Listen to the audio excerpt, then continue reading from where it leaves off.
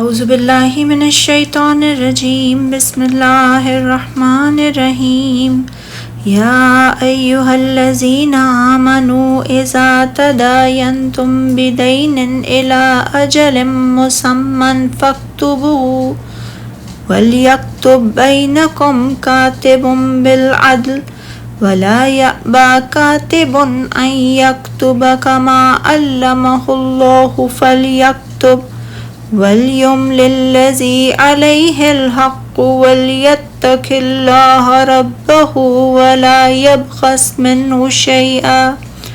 فَإِنْ كَانَ الَّذِي عَلَيْهِ الْحَقُّ سَفِيهًا أَوْ ضَعِيفًا أَوْ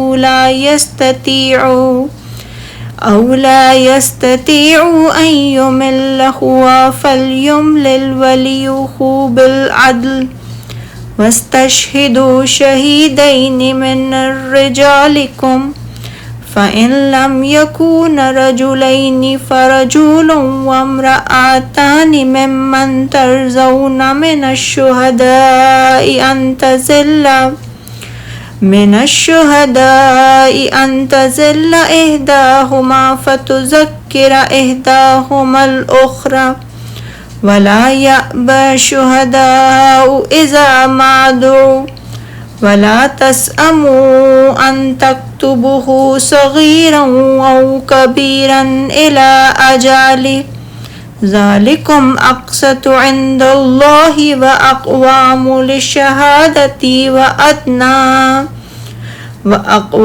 لِلشَّهَادَةِ وَأَدْنَىٰ أَلَّا تَرْتَابُوا إِلَّا أَن تَكُونَ تِجَارَةً حَاضِرَةً تُرِيدُونَهَا بَيْنَكُمْ فَلَيْسَ عَلَيْكُمْ جُنَاحٌ أَلَّا تَكْتُبُوهَا وَأَشْهِدُوا إِذَا تَبَايَعْتُمْ وَلَا يُضَارَّ كَاتِبٌ وَلَا شَهِيدٌ وَإِن تَفْعَلُوا فَإِنَّهُ فُسُوقٌ بِكُمْ وَاتَّقُوا اللَّهَ وَيُعَلِّمُكُمُ اللَّهُ وَاللَّهُ بِكُلِّ شَيْءٍ عَلِيمٌ۔ اے لوگو جو ایمان لائے ہو، جب تم آپس میں ایک مقررہ مدت کے لیے ادھار کا لین دین کرو تو اسے لکھ لو، اور لکھنے والے کو چاہیے کہ تمہارے درمیان انصاف کے ساتھ تحریر کر دے، اور لکھنے والا لکھنے سے انکار نہ کرے، جیسے اللہ نے اسے سکھایا ہے اسے لکھنا چاہیے، اور وہ شخص لکھوائے جس کے ذمے قرض ہو، اور اسے اپنے رب اللہ سے ڈرنا چاہیے، اور لکھواتے وقت وہ مقروض اس میں سے کوئی چیز کم نہ کرے، لیکن اگر وہ جس کے ذمہ قرض ہے نادان یا کمزور ہو یا لکھوا نہ سکتا ہو تو اس کا مختار انصاف کے ساتھ لکھوائے، اور تم اپنے مسلمان مردوں میں سے 2 گواہ بنا لو، پھر اگر 2 مرد میسر نہ ہوں تو 1 مرد اور 2 عورتیں گواہی دیں جنہیں تم گواہوں کے طور پر پسند کرو، یہ اس لیے کہ ایک عورت اگر بھول جائے تو ان میں سے دوسری اسے یاد دلا دے، اور گواہ جب بلائے جائیں تو وہ انکار نہ کریں، اور معاملہ چھوٹا ہو یا بڑا اسے مقررہ مدت کے ساتھ لکھوانے میں سستی نہ کرو، یہ اللہ کے نزدیک زیادہ انصاف کی بات ہے اور گواہی کے لیے زیادہ درست طریقہ ہے، اور اس طرح تمہارے شک میں پڑنے کا امکان بھی کم رہ جاتا ہے۔ ہاں، تم آپس میں نقد جو تجارتی لین دین کرو اسے نہ لکھا جائے تو تم پر کوئی حرج نہیں، اور جب تم آپس میں سودا کرو تو گواہ بنا لیا کرو، اور کاتب اور گواہ کو ستایا نہ جائے، اگر تم ایسا کرو گے تو یقیناً یہ تمہاری طرف سے نافرمانی ہوگی، اور اللہ سے ڈرتے رہو، اللہ تمہیں یہ احکام سکھاتا ہے اور اللہ ہر چیز کو خوب جاننے والا ہے۔ یہ آیت کریمہ قرآن عظیم کی سب سے طویل آیت ہے۔ اللہ تعالیٰ ارشاد فرماتا ہے کہ مومنو، جب تم آپس میں کسی میعاد معین کے لیے قرض کا معاملہ کرنے لگو تو اس کو لکھ لیا کرو، یعنی یہ اللہ تعالیٰ نے اپنے مومن بندوں کی رہنمائی فرمائی ہے کہ جب وہ آپس میں کسی میعاد معین کے لیے قرض کے معاملات کریں تو انہیں لکھ لیا کریں۔ تاکہ اس سے قرض کی مقدار اور اس کے ادا کرنے کا وقت یاد رہ سکے اور گواہ کو گواہی دینے میں بھی زیادہ سہولت رہے۔ اس حکمت کی طرف آیت کریمہ کے آخر میں اشارہ کرتے ہوئے فرمایا کہ یہ بات اللہ کے نزدیک نہایت قرین انصاف ہے اور شہادت کے لیے بھی یہ بہت درست طریقہ ہے، اس سے تم کو کسی طرح کا شک و شبہ بھی نہیں پڑے گا۔ اور روایت ہے کہ نبی اکرم صلی اللہ علیہ وسلم جب مدینہ تشریف لائے تو وہاں کے لوگ پھلوں کے 2 یا 3 سال کے لیے ادھار بے کیا کرتے تھے، تو رسول اللہ صلی اللہ علیہ وسلم نے فرمایا جو شخص ادھار کی بے کرے تو وہ معلوم ماپ، معلوم تول اور معلوم مدت کے لیے کرے۔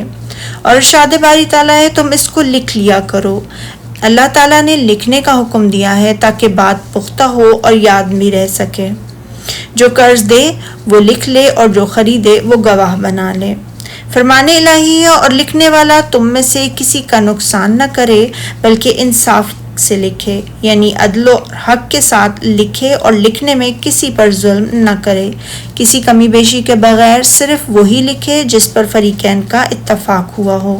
ارشاد الہی ہے لکھنے والا جیسے اللہ نے اسے سکھایا ہے لکھنے سے انکار بھی نہ کرے، بس چاہیے کہ وہ لکھے، یعنی جو شخص لکھنا جانتا ہے تو لوگ جب اس سے لکھنے کے لیے کہیں تو وہ لکھنے سے انکار نہ کرے، کیونکہ انکار کرنے کی کوئی ضرورت بھی نہیں ہے۔ تو جیسے اللہ تعالیٰ نے اسے وہ سکھایا جو وہ نہیں جانتا تھا، تو اسے بھی چاہیے کہ جو لکھنا نہیں جانتا اس پر صدقہ کرے اور اسے لکھ دے، جیسے کہ حدیث شریف میں ہے یہ بھی صدقہ ہے کہ تم کسی کام کرنے والے کی مدد کر دو یا جو کام کرنا نہیں جانتا اسے کام کر دو۔ ایک دوسری حدیث میں ہے کہ جو شخص کسی ایسے علم کو چھپائے جسے وہ جانتا ہو تو اسے قیامت کے دن آگ کی لگام پہنائی جائے گی۔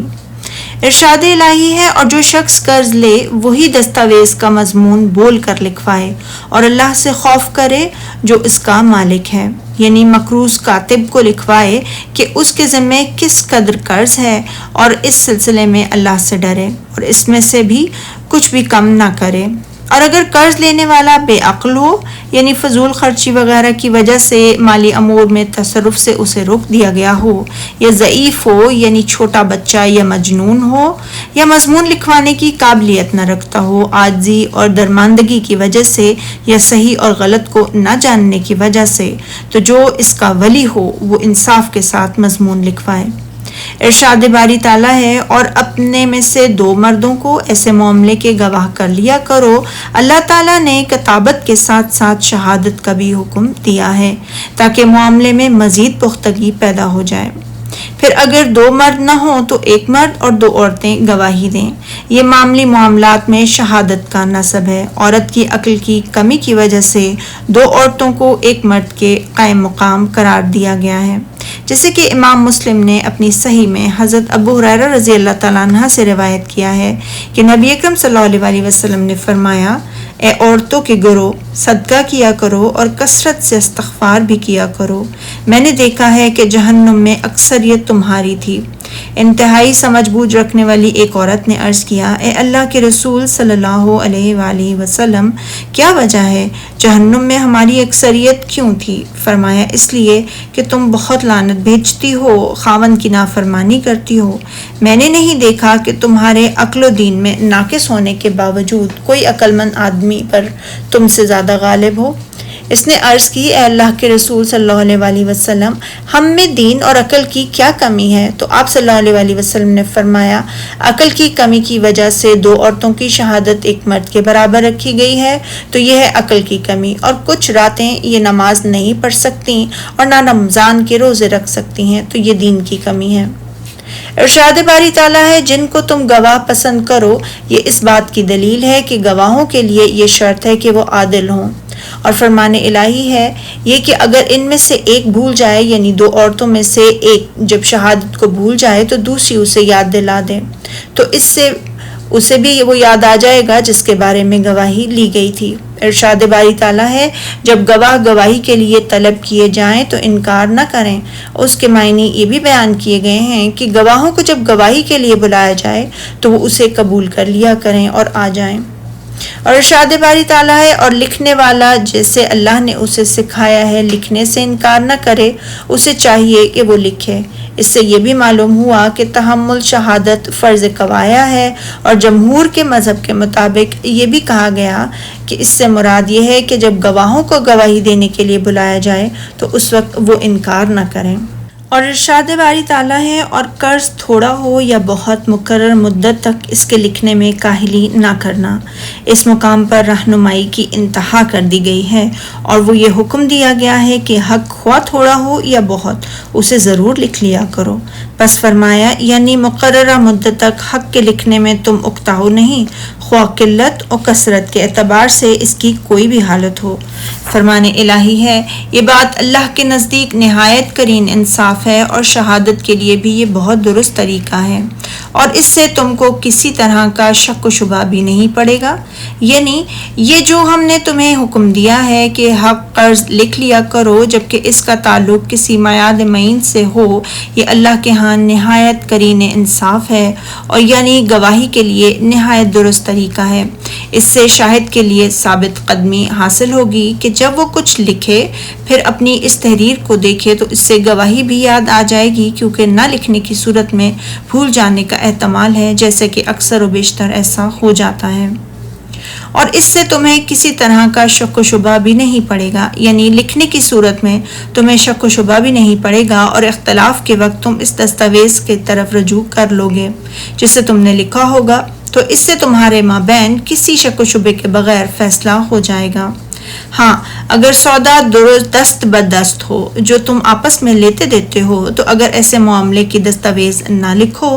تو تم پر کچھ گناہ نہیں۔ یعنی جب سودا نقد اور دست بدست ہو تو پھر اس کی دستاویز نہ لکھنے میں کوئی حرج نہیں، کیونکہ اس صورت میں کسی خرابی کا کوئی ڈر نہیں ہے۔ بیع کے لیے گواہی کا حکم دیتے ہوئے اللہ تعالیٰ نے فرمایا، اور جب خرید و فروخت کیا کرو تو بھی گواہ کر لیا کرو۔ یہ حکم منسوخ ہے، اور اس کا ناسخ یہ ہے سورہ بقرہ میں کہ اور اگر کوئی کسی کو امین سمجھے تو امانت دار کو چاہیے کہ صاحب امانت کو امانت ادا کر دے۔ اور ارشاد باری تعالیٰ ہے، اور کاتب دستاویز اور گواہ معاملہ کرنے والوں کو کسی طرح کا نقصان نہ کریں۔ اس کے معنی یہ ہیں کاتب اور گواہ نقصان نہ کریں کہ کاتب کو جو لکھوا دیا جائے اس کے خلاف لکھ دے، اور گواہ جو سنے اس کے خلاف گواہی دے یا اسے بالکل چھپا لے۔ اور ارشاد باری تعالیٰ ہے، اگر تم لوگ ایسا کرو تو یقیناً یہ تمہارے لیے گناہ کی بات ہے۔ یعنی اگر تم نے اس کی مخالفت کی جس کا تمہیں حکم دیا گیا ہے، اور وہ کام کیا جس سے تمہیں منع کیا گیا ہے، تو یہ تمہارے لیے گناہ کی بات ہے کہ تم اس سے بچ نہ سکو گے۔ فرمان الہی ہے، اللہ سے ڈرو، اس کی اطاعت بجا لاؤ، اس کے حکم کی پیروی کرو، جس سے اس نے منع فرما دیا اس سے باز آ جاؤ۔ اور فرمان الہی ہے، اور دیکھو کہ وہ تم کو کیسی مفید باتیں سکھاتا ہے۔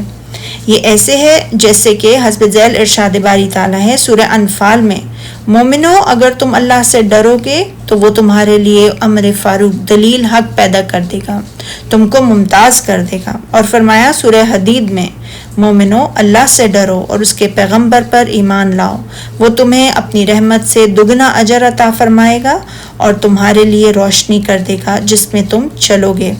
اور فرمان الہی ہے، اور اللہ ہر چیز سے خوب واقف ہے، یعنی وہ تمام امور کے حقائق، مسالے اور اثرات و نتائج کو خوب جانتا ہے کہ اس سے کوئی چیز بھی مخفی نہیں، بلکہ اس کا علم تمام کائنات کا احاطہ کیے ہوئے ہے۔